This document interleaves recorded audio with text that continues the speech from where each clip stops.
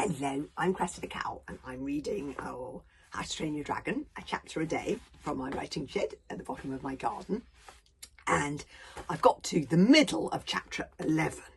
Just to remind you, 2 huge dragons have landed on Long Beach, and the large dragon has now eaten the smaller dragon. And so the hooligans and the meatheads have to find out what to do with a gigantic Giganticus Maximus that lands on your beach. So they've turned to the book called How to Train Your Dragon, written by Professor Yobbish, which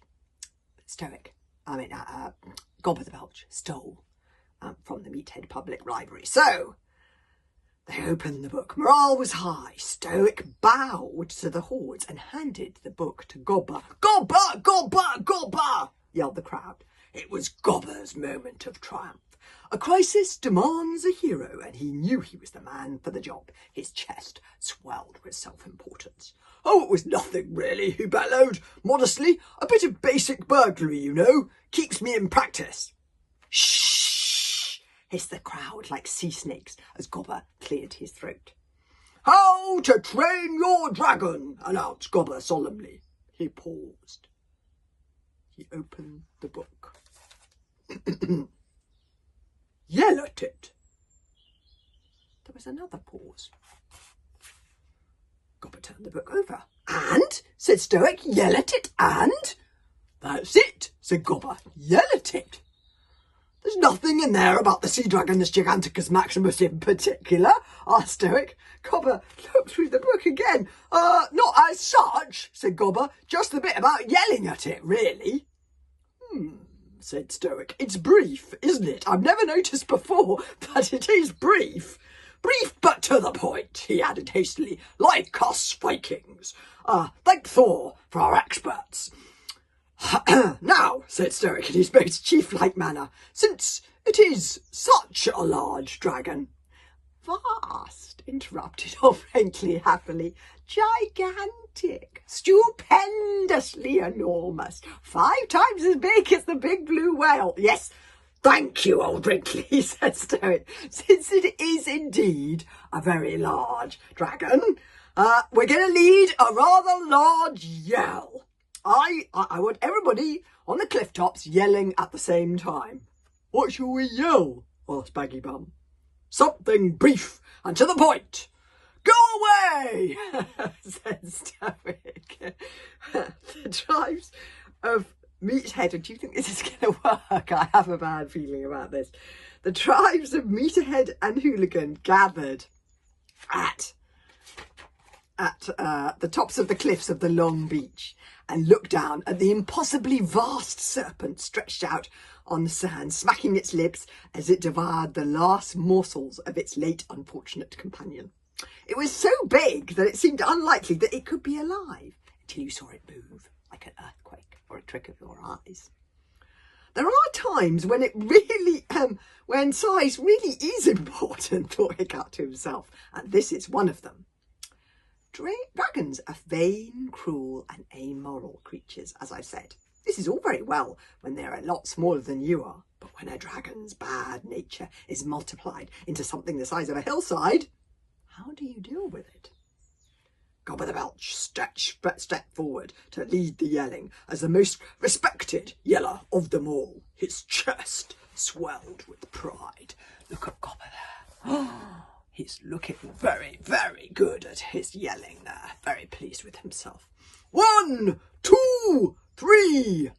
400 Viking voices screamed as one, "Go away! Go away!" and added for good measure the Viking war cry.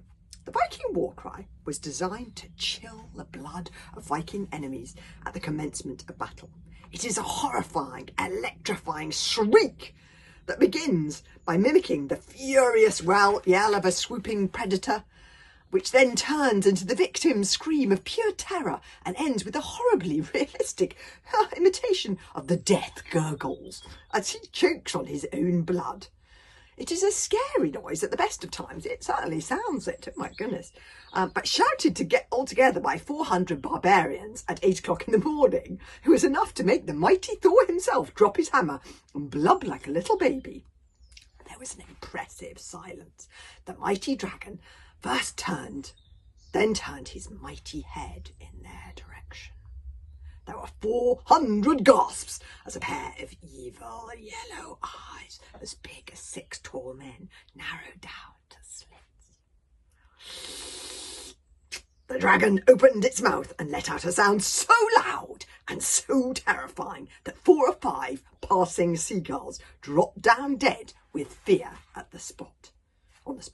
It was a noise that made the Viking war cry sound like the faint cry of a newborn baby by comparison. It was a terrible, alien, otherworldly noise that promised death and no mercy and everything awful. There was another impressive silence.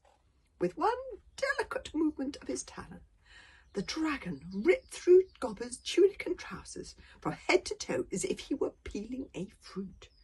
Gobber gave a most unheroic shriek of outraged modesty. The dragon placed the same talon upright in front of Gobber the Belch and flicked him like a spitball, way, way, way over the Vikings' heads and over the walled fortifications of the village. Oh my goodness, look at that. Very undignified of Gobber. Look, he looks so pleased with himself, and now look, he's been flicked away like it's a spitball. The dragon put his vast, crooked old paw to his reptilian lips and blew the Vikings a kiss. The kiss streaked through the sky and scored a direct hit on both Stoic and Mogadon's ships, which had survived the storm and were rocking in the safety of Hooligan Harbour. All 50 of them burst simultaneously into flame. The Vikings ran away from that cliff as fast as their 800 yet legs could carry them. Gobber the Belch had the luck to land on the roof of his own house. Phew. The deep layers of soggy grass broke his fall as he went through them, and he ended up sitting stark naked on his own chair in front of the fire, dazed but unharmed. "Okay then," said Stoic to 400 Vikings, suddenly looking scared but wildly overexcited, "so the yelling doesn't work." They had reassembled in the centre of the village.